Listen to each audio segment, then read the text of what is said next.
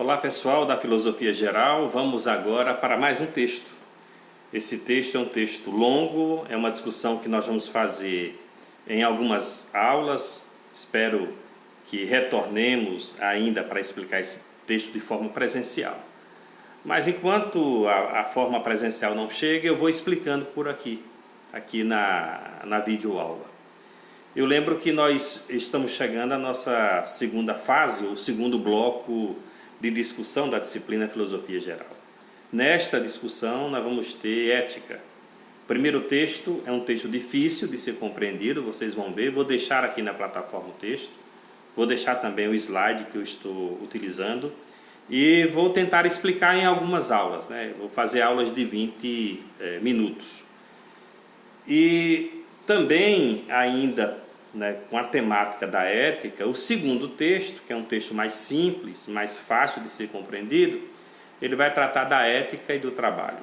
Eu sempre digo para os meus alunos que se tiverem alguma dificuldade com esse texto, Ética e Valores, dê uma lidinha no início do Ética e Trabalho, porque basicamente ele vai tratar da mesma coisa, claro, numa perspectiva do mundo, não é, do trabalho. Então esse primeiro texto é um texto de ordem cronológica. Nós vamos ver a ética no mundo antigo, a ética no mundo moderno e a ética no mundo contemporâneo. O título do texto é Ética e Valores. O ethos, né? Todos sabem que o termo ethos é de origem grega, tem uma amplitude e tem um lastro etnográfico, já que foram os gregos que, de certa forma, abriram essa discussão sobre a ciência que estuda o comportamento. E também, claro, não só tem um ethos grego, mas é do Ocidente essa discussão, porque ao lado da ética vem, não é, a discussão sobre o mores, que é um termo de origem latina, que em Roma ficou muito próximo, seguindo o texto que eu estou trabalhando de vocês aí, sobre a ideia de dever, ou seja, é uma ciência do comportamento que tem uma relação muito forte com, não é, o que se deve fazer, não é, se deve fazer em relação ao que é certo e também, não é, aquilo que é errado. Então a ideia de dever e outros conceitos formais. Antes de iniciar essa discussão, é preciso lembrar aqui 4 conceitos. Esses 4 conceitos não estão no texto, mas eles vão no slide, que é o conceito de ética, o conceito de moral, o conceito de amoral e o conceito de imoral. Primeiro conceito, ética. Veja, ética é um conjunto de conhecimentos extraídos da investigação do comportamento humano ao tentar explicar as regras morais de forma racional, fundamentada científica e teoricamente. A ética é uma reflexão da moral. Por sua vez, o que é moral e por que esse texto não coloca os dois como a mesma coisa? Vocês podem pegar algum tipo de literatura ou de autor que, de certa forma, confunde ética com moral. Esse autor que eu estou trabalhando não confunde ética com moral. Ética não é a mesma coisa de moral. Então, o que vem ser a moral?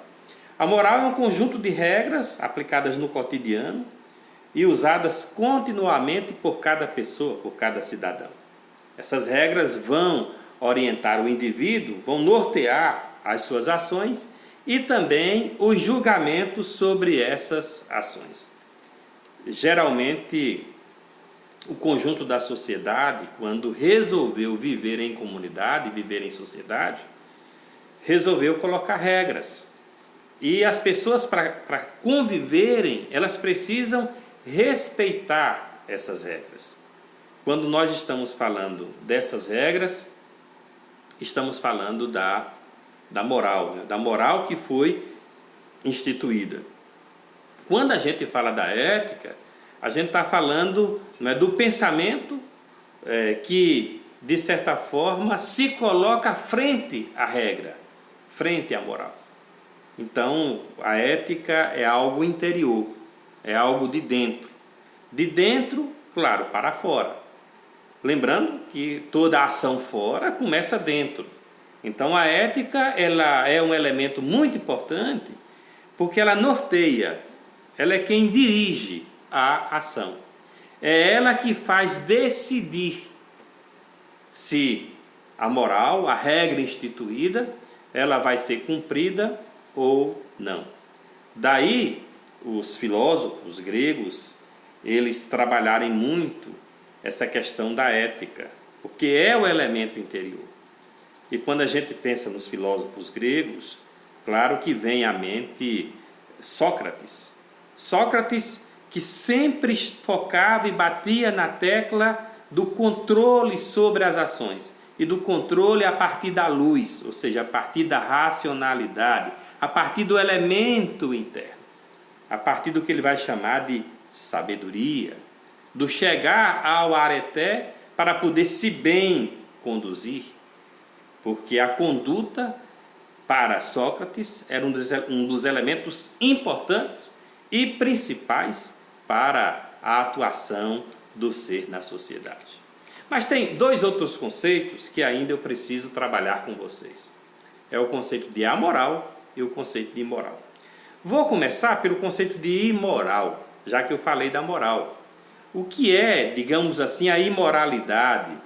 Quando eu era criança, quando eu era adolescente, criança, a palavra imoral era de quem fazia safadeza, quem ficava expondo safadeza, às vezes, nas carteiras escolares, no banheiro, fazia os desenhos de pênis e de vagina, e aquilo, para mim, era uma imoralidade. Mas, na verdade, a imoralidade está ligada à moral. Não deixa de ser imoral, já que, em tese, não é permitido que a gente saia riscando parede. O desenho em si não, mas o riscar a parede, riscar as carteiras, sim, é um ato da imoralidade. Então, a imoralidade ela acontece quando a pessoa ela tem consciência da regra, a regra está ali, ela sabe que essa regra deve ser cumprida e ela não cumpre. Portanto, quando ela não cumpre, torna-se uma pessoa imoral. Ela fugiu à regra que foi estabelecida. Nós vamos ter os nossos códigos que definem o que a gente pode fazer e o que não pode. Claro, quando a gente define o que pode, tem o que não pode. Eu posso fazer isso, tem coisas que eu não posso fazer. Quando a pessoa, sabendo que existe elementos para serem cumpridos na sociedade e não cumprem, conhecendo esses elementos, conhecendo essas regras, portanto, essa pessoa é uma pessoa imoral. E a moral, isso é muito difícil nos dias de hoje, alguém ser, imoral. Pelo menos pessoas que estejam em sã consciência e que já estejam numa idade capaz de conhecer as regras. Claro que a gente não pode tratar, por exemplo, as crianças que não sabem quais são as regras de imorais. A gente não pode dizer também que uma ação de uma pessoa que não está com as suas faculdades mentais sadias, ela é uma pessoa que é doida, por exemplo, essa pessoa também não comete atos imorais porque ela não está em sã consciência. A amoralidade também não vai se caracterizar a crianças nem a pessoas com alguma deficiência mental. A moralidade significa que o ser não conhece a regra, a ele nunca foi dado o direito de conhecer a regra. Portanto, ele comete alguma falta sem saber que está cometendo uma falta. Aliás, ele não comete a falta, porque na cabeça dele, aquilo que ele ou que ela faz não é falta. Então, essa atitude é uma atitude amoral.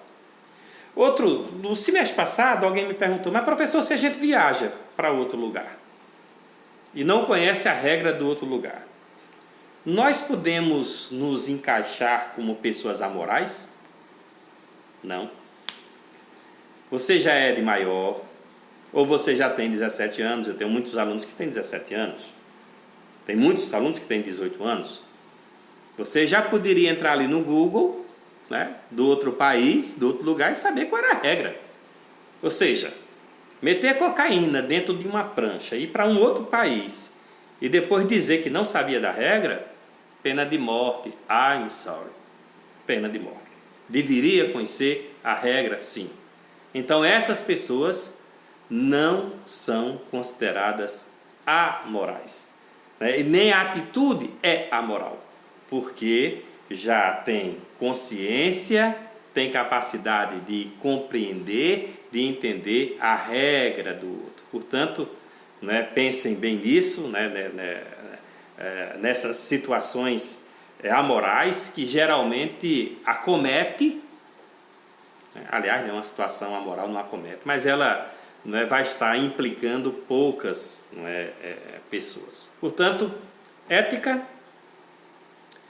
conjunto de elementos que eu tenho no pensamento que me faz decidir sobre a moral é a regra, daí eu preciso de ter a ética para iluminar a moral, né? É o elemento iluminador, é aquilo que faz com que eu decida. Tenho a amoralidade, que aí, né, não conheço a regra, e tenho a imoralidade, conheço e descumpro, não é, a regra. O autor vai dizer, e eu comecei essa aula dizendo, não é, que não podemos confundir moral com ética, não é? Muitos dizem que a ética não é uma ciência da moral. Claro, a ética precisa da moral, mas você precisa emitir o juízo, por isso que eu disse que a ética está dentro. Então precisa emitir o juízo sobre o comportamento, mas não são as mesmas coisas. O autor diz que somente com a permanência desse conteúdo e com a alusão às raízes etimológicas que entenderemos a ética como realidade, ou seja, de um lado, consciência normativa, aquilo que eu tenho na minha cabeça, e por outro lado, experiência situada, né? É o ser e o fazer, ou seja, aquilo que eu sou enquanto, né, elemento que eu tenho de compreensão da realidade, do que é certo e do que é errado, e aquilo que eu faço, ou que eu deixo de fazer, ou que os outros fazem, porque geralmente nós nos colocamos numa posição muito mais daquele avaliador que julga, digamos assim, o fazer, não é, do outro. Portanto, chegando a um conceito, o slide traz esse conceito, não é? A ética vai corresponder ao conjunto de todas as formas de normatividade vigente nas agrupações humanas. Então, todas as formas de normatividades vigentes, não é, têm relação com a ética, porque eu vou poder inferir, eu vou poder, não é, avaliar, emitir juízo sobre essas normatividades. O autor diz que o que se chama, em seu sentido historicamente efetivo, é um plano de relações entre aqueles ideais de comportamento e a avaliação efetiva dos comportamentos ocorridos, a experiência do ser e do fazer. Ora, esse slide é muito importante, ou essa parte do texto ela é muito importante, porque nós projetamos no outro o ideal de ser. Então, por exemplo, nós temos o ideal de esposa, o ideal de marido, de namorada, de noivo, de namorado. A gente tem o ideal de filho, a gente tem o ideal de pai, de mãe, a gente tem o ideal de autoridade. Esse ideal, ele está em nossa consciência. E claro que esse ideal é feito a partir do que eu considero, do que de bom a pessoa pode me oferecer, não é? Então, por exemplo, eu não quero uma mulher que me traia, porque o ideal é uma mulher que seja fiel. Claro que a minha mulher, ela quer que eu também seja fiel. Esse é o ideal.